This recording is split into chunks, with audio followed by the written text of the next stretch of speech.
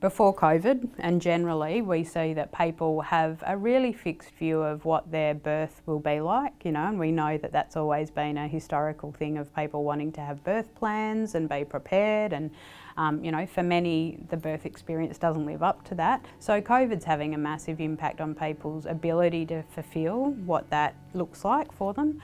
For many, they are reporting that not being able to feel like they can have their other children there or their parents there, friends or family, does have an impact on how they feel their baby will be embraced by their community or their family. And like the other side of that is we have experienced an increase throughout COVID of grandparents calling. I gave birth to Georgia during the first lockdown. I guess I didn't get to have a baby shower. I didn't get to have a birthday. We only had about half as many of the appointments that we normally would have. I think it's had mixed blessings for us. It's been great because people aren't coming over in droves. Having a newborn is a big, massive upheaval in your life. I certainly wasn't expecting it to be anything like it has been. We know that when parents are preparing to have a baby or in that pregnancy period, they're trying to think about all of the supports that they want to have in place or expect to have in place because their friends or family members have had those.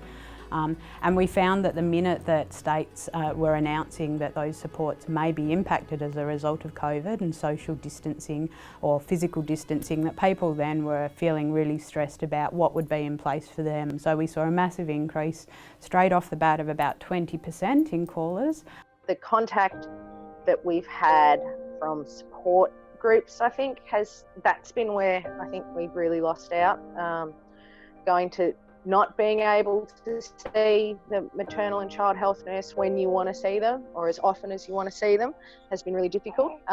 We've still been able to get, immunisations, of course, and do the weighings and make sure that things are progressing definitely as they should. But sitting down with the maternal and child health nurse and just having a bit of a talk about how you feel things are going just hasn't been an option.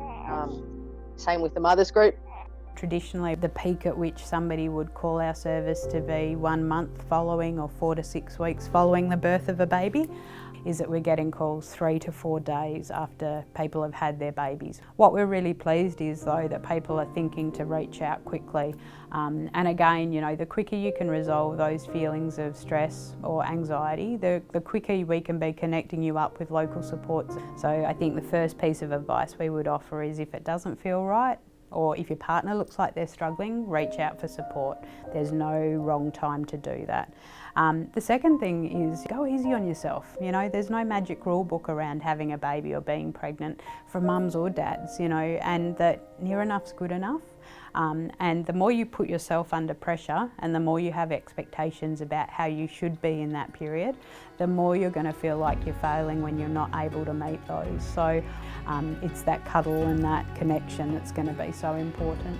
And again, remembering that if something does happen during your birthing period and, as a result of that, you come out of that feeling traumatised or displaced, that you will recover from that with supports, and there are so many supports there.